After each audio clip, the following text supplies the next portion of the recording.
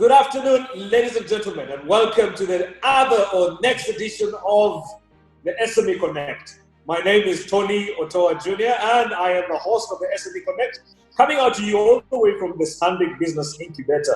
Ladies and gentlemen, what we're going to discuss today is something that we have all been waiting for. For a long time, the nation has been wondering how long this oil will come. I know for many, this has been something that they've taken their minds off, thinking that it's not actually going to happen. But I think the last developments in the last week have proven that we are getting somewhere. Before we begin and before I introduce you to our guest, you can join us on the following platforms. On SME Connect, which is on YouTube, and this is going on live at the moment. So YouTube, look out for SME Connect. And on Facebook, you can follow Comrade Otoa Jr. And on Twitter, you can follow Comrade Otoa Jr. So, ladies and gentlemen, the guest I'm about to introduce is someone very, I would call him pretty much the godfather of oil and gas in Uganda. He has been around, he has seen it all, he has participated in the thick of things, he has been in the negotiations, he has a very clear view of the opportunities, and I guess for us to really enjoy this, let's focus on where we're going, which is the opportunities. So, ladies and gentlemen, I want to introduce you to Honorable Dr. Elly Karuhanga. If I mention all of his titles, I don't think we will have time on this show, which is just a 1-hour show. So I will just limit it to that. He is the chairman of the Uganda Chamber. He is the chairman of the Uganda Chamber of Mines and Petroleum. He's at the same time the chairman of the Private Sector Foundation Uganda. But most important of all, he was the first president of Tullow Oil in Uganda. Ladies and gentlemen, let us welcome Honorable Elly Karuhanga. Honorable, good afternoon, and how are you today? Very well. Always very nice to see you, Tony, and I am very proud of you. You know. Let us begin with the first. Let's begin with the basics. In the introduction, how are you feeling? You forgot to say two things about me. Yeah. I am the honorary consul of Seychelles, the Republic of. Yes. And I am also the founding partner of Kampala Associated Advocates. Oh, fantastic. I can see you working very well at home. You had to emphasize that by putting on your uniform. But my bosses will kill me. Oh, fantastic. But you're very welcome to the show. You know, I'm actually glad about this show. The people we've so far had are really credible people in the different business areas that they handle. So I think this is a show that SMEs need to be looking out for in Uganda, in Africa, and I guess worldwide eventually. But welcome to the show. How is COVID treating you? Well, there is always a silver lining in every dark cloud. Right. Frankly, it's a moment of self-reflection, internal conversations, family opportunity, retooling, rethinking about the individual, about society, about country, about region, about Africa, and about the world. It's a lot. There is so much that we have not had before, and even about my body, I have been able to do more exercise than I've done before. I've had more time with my wife, with my family, than I have had before. I have bonded with them. And at the same time, I am busier working than when it's open, because now everyone is, interestingly, everyone is busier. Yes, because I sit on these Zoom meetings, and then I'm a member of the National Task Force fighting COVID, so I have to go down the Prime Minister's meetings, the Minister's Finance meetings, private sector, and other things. So basically, it has been a very busy time, but at the same time, it has been like all around. And I'm excited because out of this, it's aggregate. Everybody else is thinking the same way. Everybody else is. So there will be an aggregate situation which will be so positive out of this, about country, about how governance looks like, about corruption, about how the police work, about how the army works, about how our Ministry of Health has been working, about our agriculture, about everything. There will be a new normal. There will be, and will never be the same again. So I remember. Maybe we needed it. If we can, So let's. I remember. An opportunity in hours of challenge, you must never miss the opportunity. There is an opportunity. That is very, very true, Honorable. If I remember, or if I recall, I was in a meeting with you before Corona actually came into the country. And I remember you were worried about Corona coming into the country and your worries in terms of devastation, how businesses would be impacted. And I guess we've seen a bit of that happen. But I'm glad that we haven't seen the deaths that we were worried about before then, and I think this is a good thing. One of the things that I remember was this guy, I think in The Economist in the UK, went on BBC and said that of all the countries which are going to really fail to manage, it is Uganda. Watch out, the worst example in the whole of Africa. Right. They underestimated the situation in Uganda. How they always misread Uganda. Uganda is going to emerge as the most organized society because you cannot fight this type of challenge if you are just doing guesswork.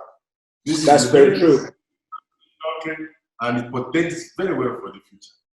That's very, very true. I mean, this is going to be the new normal, like you've said. But Honorable, let's go back to the topic today, which I think for me is very, very crucial. And you've been part of it from the beginning.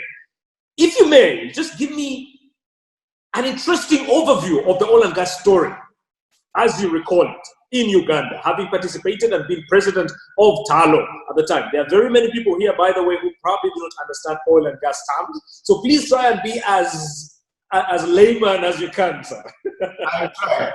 I'll try. And I'll tell you something. Right. As a young student at a college called Uganda College of Commerce, which is now Makerere University Business School at Nakawa.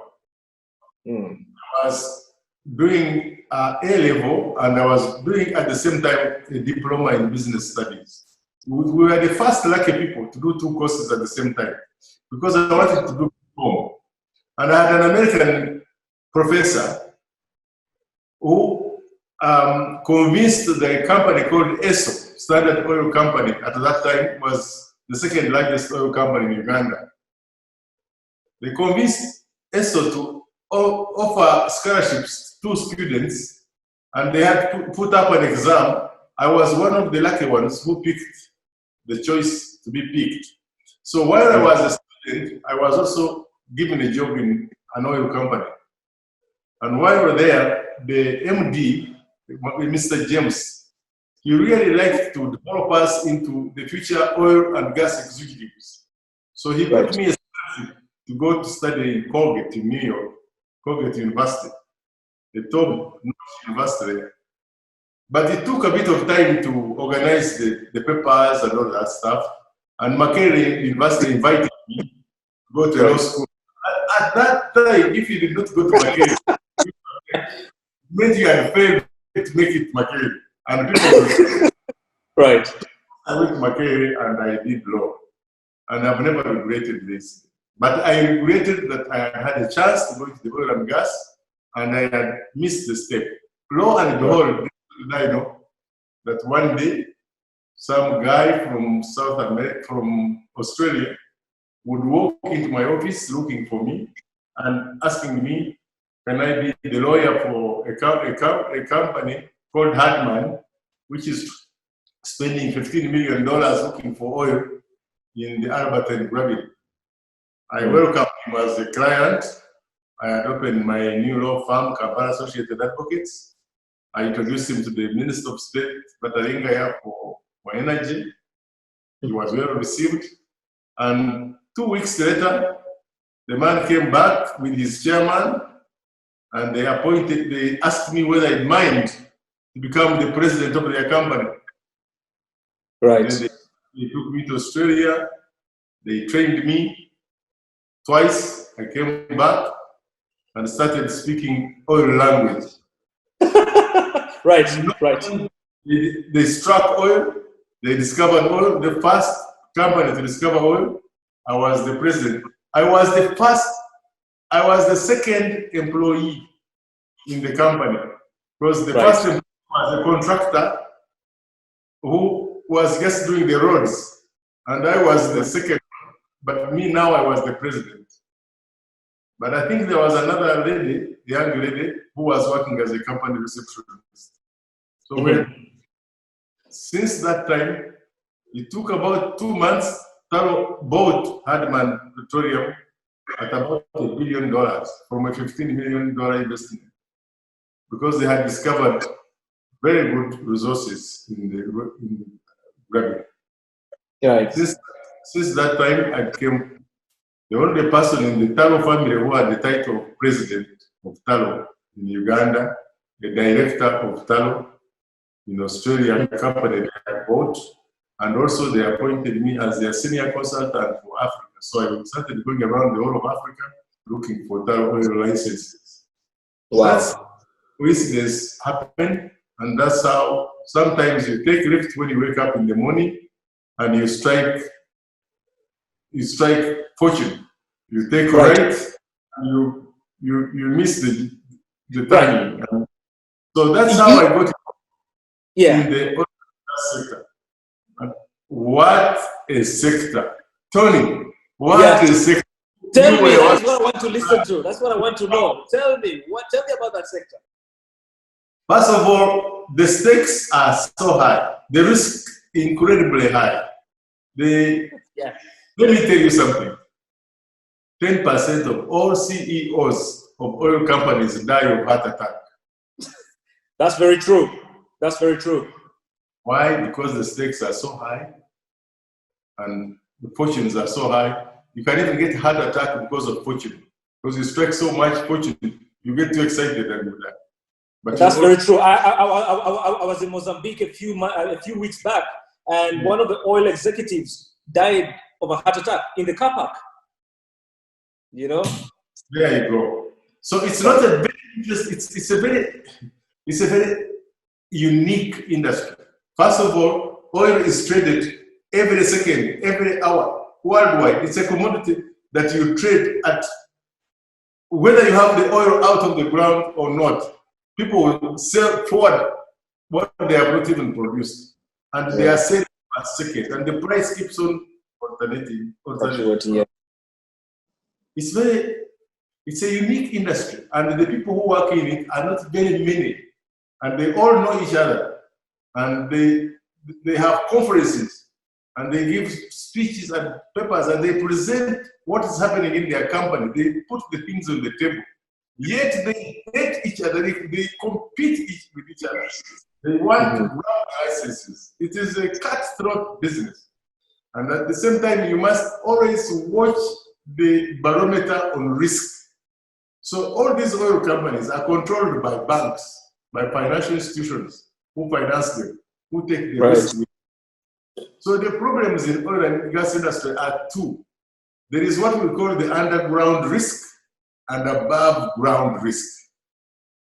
So above ground risks are more complicated than the below ground risk. Below ground risk, you go, you strike oil or you don't, you count your losses and you go away. Right. But if you make the mistake of finding oil, the above ground risks are so high because you spend most of the time not looking for oil, but trying to negotiate with people above ground, the people who live where the oil has been found, the local people, the leaders who manage that, the society, the cultural values, the kings and queens and princes, the politicians, and then you have the big bosses in the city who occupy positions of power. And once they hear that they've discovered oil, they can become very excited. And they start counting their fortunes, and they start talking to the population about how great their country is. And little do they know that it takes years to get the oil. And the prices of oil are also secret. Right, yes. You spend a lot of time negotiating a clause in an agreement. You spend, oh my God, it's meeting upon meetings, it's power center upon power center, and when you finish with the Ministry of Energy, you go to the Ministry of Justice. When you finish, So just go to the Ministry of Finance. When you finish Ministry of Finance, you go to environment. When you finish that, you go to water. And all these people, and you go to NEMA, and then you go to the president, and then you meet the parliamentarians, and then you have NGOs always saying you are going to destroy the environment. And. Yeah, I can imagine. I can imagine. You fly out, and you receive oil and gas delegations, and they don't get what they came to do. And the hotels, and meetings in different capitals. So it's a business that when you go in it for a long haul. We have to have tenacity. Very true. Capital intensive and the long haul. And I think those are very, very key things that we need to understand, especially for the small businesses that want to get involved, But Honorable, let me just ask you one very key or particular question that is very, that's very dominant on people's minds. Last week, Tullow decided to sell or agreed to sell its entire stake in the Lake Albertine development project to Total for US dollars 575 million. This is a very remarkable step. A very, very remarkable step, I believe. What are your thoughts on that? Because we've been talking about FID for a long time, and FID meaning the final investment decision. What does this mean in terms of the opportunities or the need for us to prepare? This deal stands out, and it will stand out for a long time in the history of oil and gas. This announcement of last week was completely out of the blue. How can anybody want to invest in oil and gas at this time when the right negative 36, when it's trading at zero, which has never happened before? How can you invest at this time in a remote area? I believe that our oil is now stranded and it will never come out of the ground. Right. When this came out, I clapped for Total, I clapped for Tullow, I clapped for the oil industry, for CNOOC. I could not believe that they had so much confidence and they had voted for Uganda. And they were capable of announcing such a huge amount of investment at this time. You see, timing is very important in all businesses. Very true. Very true. Now to make a decision after it has invested so much money in Mozambique in the pursuit of their oil and gas and all that, I thought that was enough. After they had bought Anadaco and taken all the interest in Ghana and all Anadaco company businesses, I didn't think they would have an appetite for Uganda. Lo and behold, out of the blue, when I had turned my interest to other businesses and forgotten oil, they make this monumental and incredible announcement that they have bought Tullow. First thing, I want to congratulate Tullow, because Tullow, really, I take off there. That company discovered oil in Uganda. That company grew oil. That company sponsored very many Ugandans to go and study in top-notch universities. That company so many people. That company took many Ugandans to work in the different branches in Ghana, all over in South America, Ugandans. Tullow taught government how to negotiate oil deals. Because as you know, governments fear oil companies. They think oil companies are too smart. They have very good lawyers. They have big law firms. Government doesn't have any experience in the past. And oil companies in the past had a terrible reputation of ripping off African governments. So the Tullow was able to negotiate long term with government and has made Ugandan government officials understand oil so much. So Tullow, thank you very much. And it's a pity that you had to face these big challenges of the world economies on oil, share price, cast the share price. Tullow's asset value is still solid. The company can still bounce back. Yeah, I actually saw 4 days ago their share prices have gone up following the Uganda sell. So I think that's also good news for their shareholders or their plans for the future. The new CEO, so they are trying to manage their debt, but they job, you know, they appointed Ugandans to be in charge. Even when after about 10 years of service, they appointed Ugandan Jimmy Mugera to manage the country. It was, you know, Tullow did fantastic job, and thank you. And then Tullow, during my time, we negotiated to bring Sinok and bringing Total as partners. But those are companies with deep pockets, very fast AAA companies in oil and gas. And now they have exited and left us with the best of the best in the Right. So you worked for Total, you know the type of company that Total is. Yes, so it did. What's in store for us. So what we need now is everybody has learned their lessons. Now let's get on with the job. They already have a production sharing agreement. They are going to do all the oil developments. They are organizing the pipeline. They are organizing the refinery. They are organizing the central processing facility.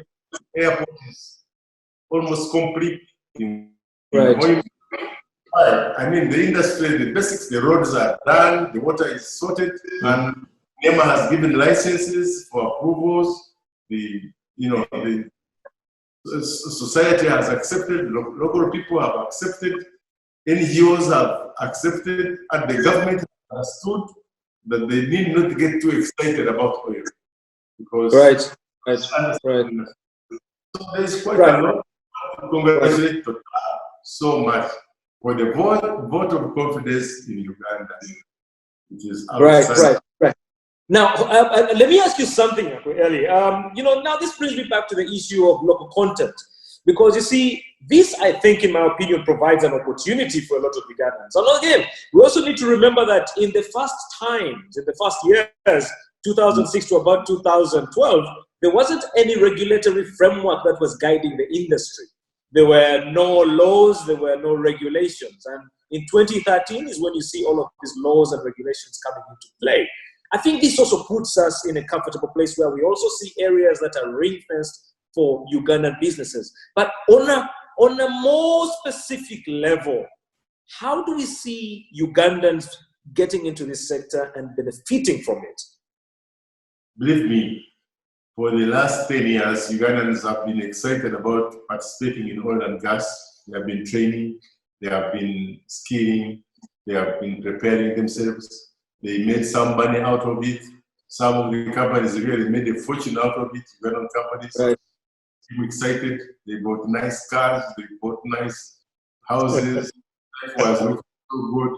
And we were all waiting for the day when FID would happen, and then things didn't happen.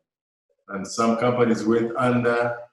So, but now, Ugandans are trained in oil and gas. They understand the industry very well. They know exactly the dangers in it, the risks involved. The insurance companies have aggregated together. And give them a speech. I said, you can never insure oil and gas as local content. Get together. They teamed up, 20 companies. Now they can insure any risk in oil and gas. And that money will stay in our country. Local content companies have worked with foreign companies out of a series of very many meetings that we held as Uganda Chamber of Mines and Petroleum, where you have been a very active member and our fantastic MC. It did.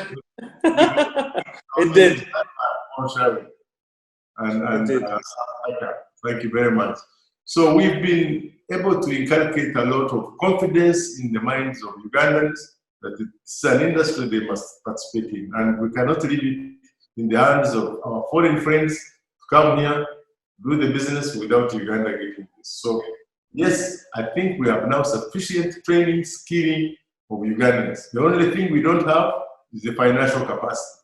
So what we need is to team up with other companies who have the financial capacity, technical know-how to join us, and we form a good business. And the local content, what we need is make sure that out of all these billions of dollars which are going to be spent in Uganda, a good 50% of it stays in the country.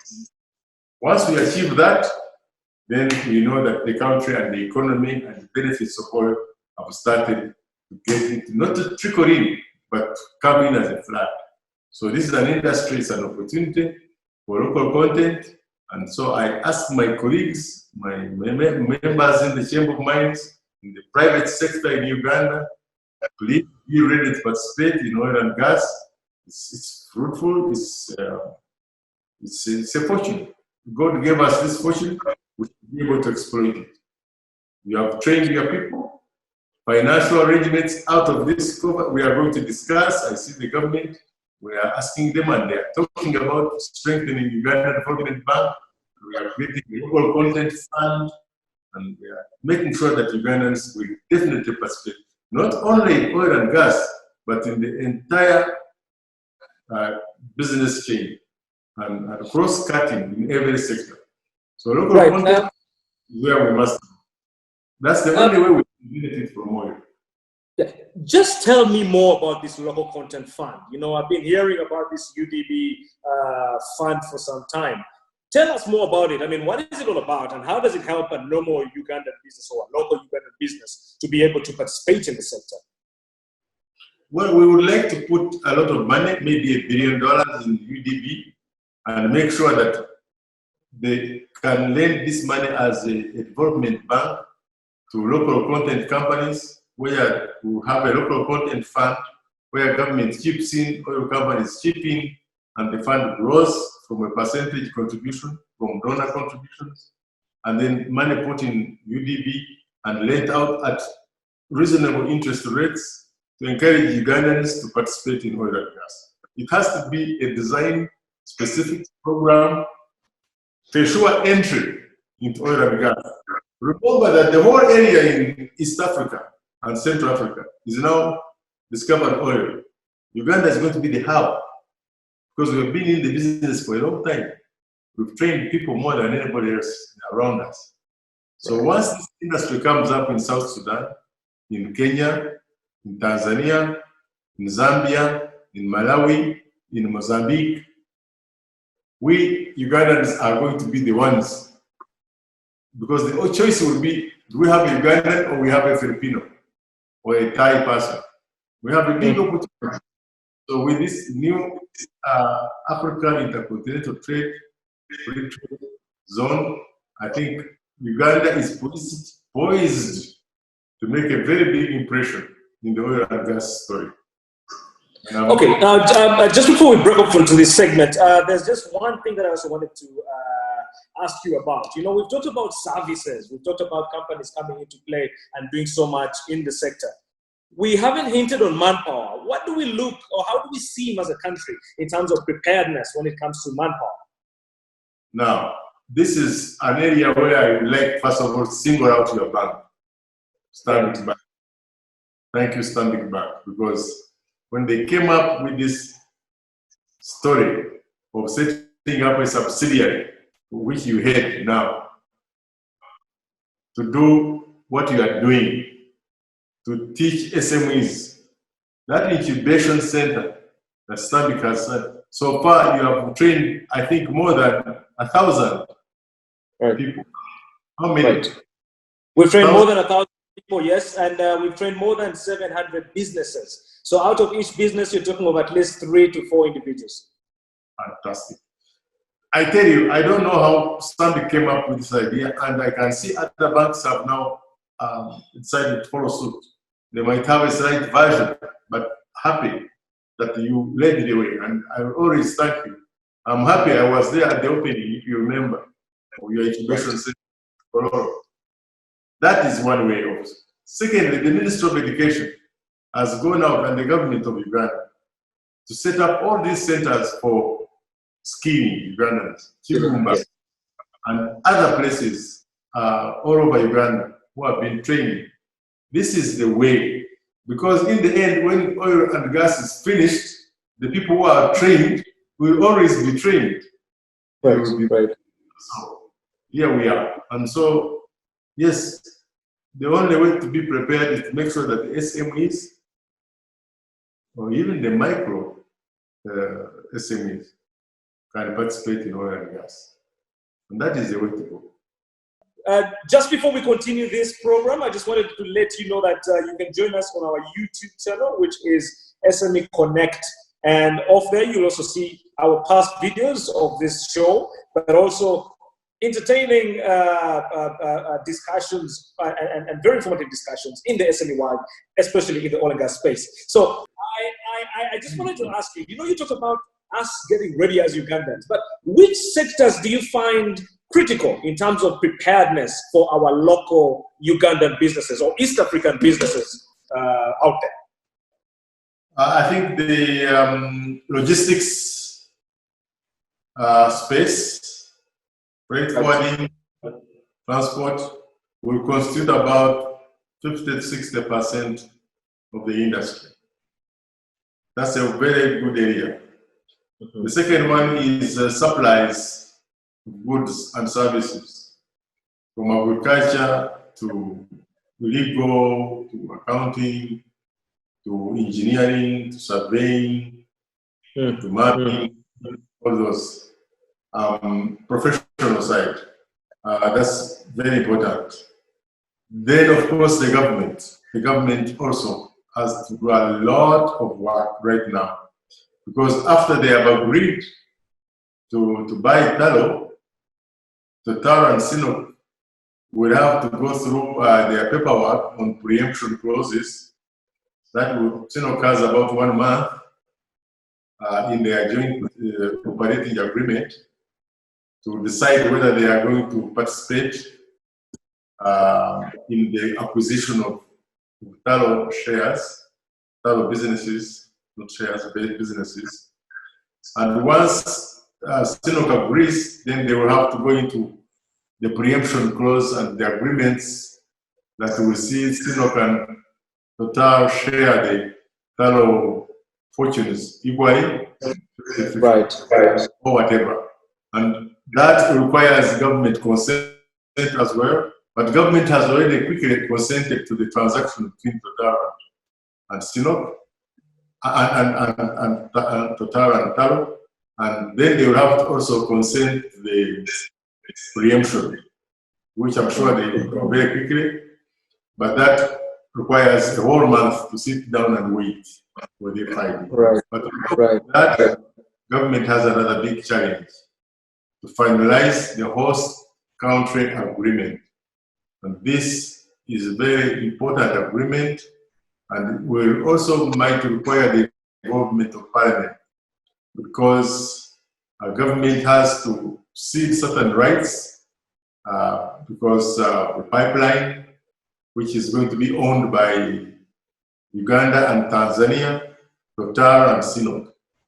So they have to accept that the multilateral agreement between them, and all hosts of rights regarding taxation and all those issues related to the host country agreement, they have to decide how fast they have to move. This time now, the bureaucrats, they have a challenge to act with haste. And then I think right now the pressure is on them to act, because on the other side.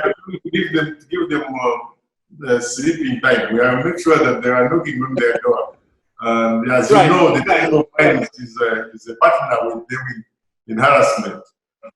Then they have the tariff and transport agreement, because they must now decide how much per barrel Total and Sinop are entitled to, and how much the government will pay to the companies which have invested in the pipeline per barrel. These negotiations have to be concluded, agreements entered into. Then they have an agreement on the shareholders agreement. The Tanzanian government, Uganda government, Sinop, Total, Uganda National Oil Company representing the government interests. They have to sit down and prepare a shareholder agreement. And now at this time, the shareholder must put money where his mouth is. So Uganda takes 60% of the shares, for example, of the pipeline, then they better look for the money. What 60% of the requirement required for the pipe, for construction of the pipeline. And this argument is very easy to negotiate. The money is not easy to raise, especially at this time, in this crisis. Yes. So these are challenges. And then, of course, there's the multilateral agreement between Uganda and Tanzania, which needs to be kicked off. And then, of course, then you have the decision where will the company which will own the pipeline be domiciled. Yeah, situated, yes. Oil companies want it in London, Uganda wants it in Uganda, Tanzania don't mind hosting it. Then clauses which are like when there is a dispute, where will it be settled? Uganda was settled in Ugandan courts, the investors want to be settled in France, and etc. All these agreements are complicated. These agreements also require the consent of the financing partners that the oil companies. These financing partners, they want to know every detail about the political risk. If there is a change in politics, will the government that is in charge during the time affect their interests? All these are all in the hands now, in the basket of the government, and the government must us. And we've laid now that this is out of the way, and we have good partners, and they already have licensing for the next 30 years, 25 years to produce oil. These are now partners. We need to hold each other and move as partners and make sure that we win goals, we score goals. The industry is complicated, as I said at the beginning. The oil price, the king. The oil price is the king in all this behind that. And they do not determine the oil price. Neither the government determines the oil price, nor the oil companies determine the oil price. These are determined by other wings of politics around the world. They are determined by a quarrel between America and Iran. They are determined by a quarrel between Russia and geopolitics coming into play.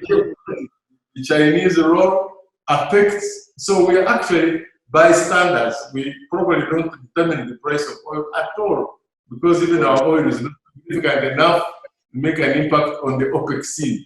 So we have to sort out ourselves as quickly as possible to be able to wait for this geopolitics to take place. And but I want to tell you something. Yeah. By the time we produce oil, the oil price will be at the right time. I think it was good we delayed. Secondly, now that everybody who is in the oil service, his tools are sitting down. All these rigs are unemployed. So now we can pick them on the cheap and bring them to Uganda and produce oil at the cheapest of prices and contract prices. So yes, we have an advantage, but the government has to move now very fast, faster than ever before, faster than oil company. We have to move now faster than private companies. So this is the heart of the government. I think this is a very good thing, but now we have 3 projects to really focus on. And I guess the idea is to have the 3 projects moving at the same time. You have the refinery, you have the pipeline, you have the upstream project. But I want to just focus again a bit more on the pipeline, because this for me again is an area where I see great opportunities, but also opportunities that bring about our East African story. And again, some of the people who are watching this within the East African region, yesterday we were having a webinar where we were speaking about, what this means for East Africa. What is the significance of this story, especially in relation to the pipeline, when it comes to the East African community? Well, let me tell you something very interesting. Oil politics are the best diplomatic and they do a better job than even the Ministry of Foreign Affairs, I dare say. Because think about it. Our relationship with Congo, with the Democratic Republic of Congo, where we share Lake Albert, Lake Edward.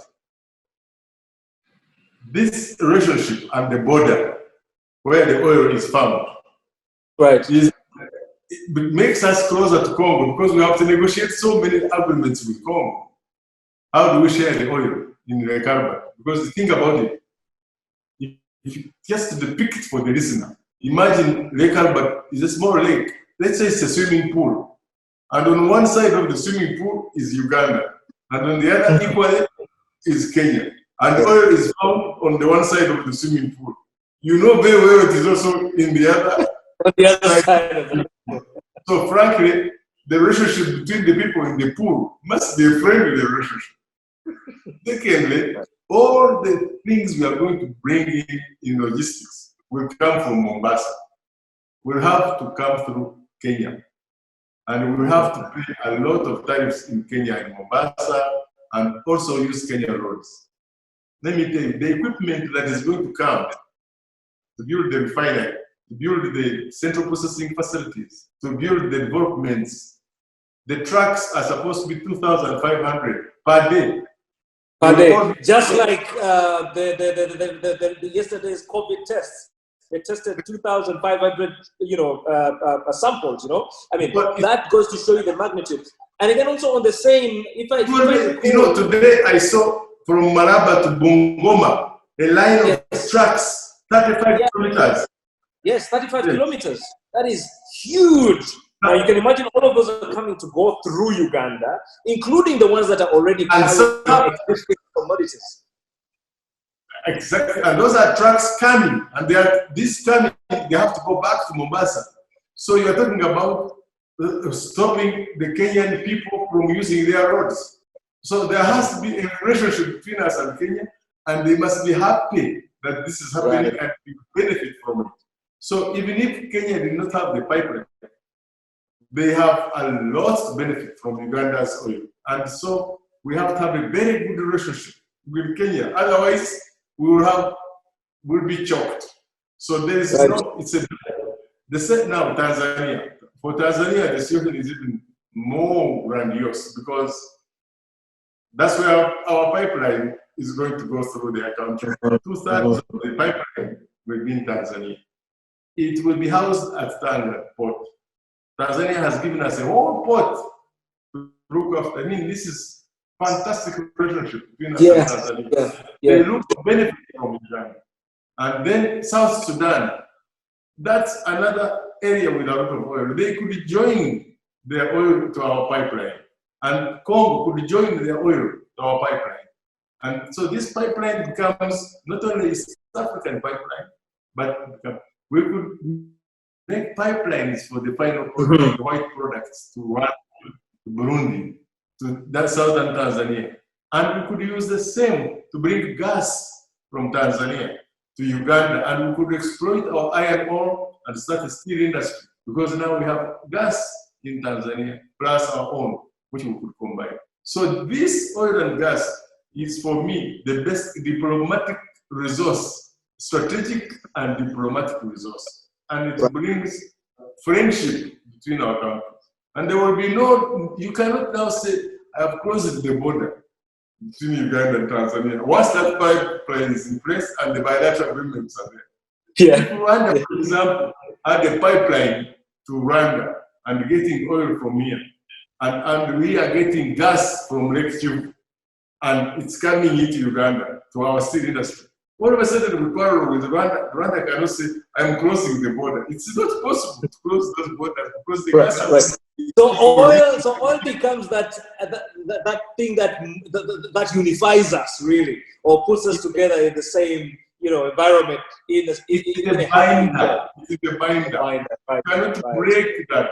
And so this, for me, being in diplomatic service, this speaks more eloquently for diplomacy and for strategy. And if the world today seized, Uganda would become the producer of this oil to everyone.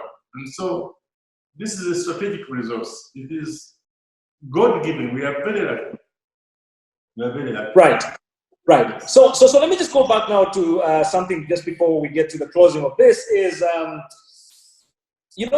we have talked about the opportunities in the oil and gas sector. Ugandans have been very scared about this sector. What do you think needs to be done for the businesses on a financial level? Because if I can just remind you, when oil companies did an industry baseline survey in 2013, one of the biggest challenges was access to finance, right? Visibility over demand, access to manpower who actually understand the sector, and many others. But you find that the core issues are access to finance. And we, like you've just intimated, the oil and gas sector is very capital intensive. It is, if you're into it, you're in for the long haul. How do you break this down to a person who really wants to get into this sector? Or what would you advise the guys who are in, got their fingers burnt, and are trying to think about getting back? You see, in the past, our commercial banks were operating here in Uganda, carrying out transactions, making money from buying treasury bills and paper money, and lending very little to the population because there was no business. There was no significant business. And also the government policies did not adhere well to supporting financial strengthening and penetration. And also our exports were not sufficient to warrant a very strong statement from the investors in the commercial banking space. Right now, once we discover oil which we have, and we have an investor whom we have, and we have skilled people now and trained whom we have, now the issue is the commercial banks. You forget now the government and central bank and the Uganda government bank and all these things I was talking about. The commercial banks in Uganda, as luck would have it, are all owned by strong shareholders. Look at banks here. Look at Standard Chartered Bank. It's a world-class bank. Look at Absa Bank. It's a world-class bank. Look at Stanbic Bank. It's a world-class bank. Look at the shareholders of DFCU Bank, Northfire, Rabobank, all Arise companies. Now they are being joined by the Danish IFU, financial institution. So these are huge, deep shareholders. They all are looking for business. Oil and gas is very attractive.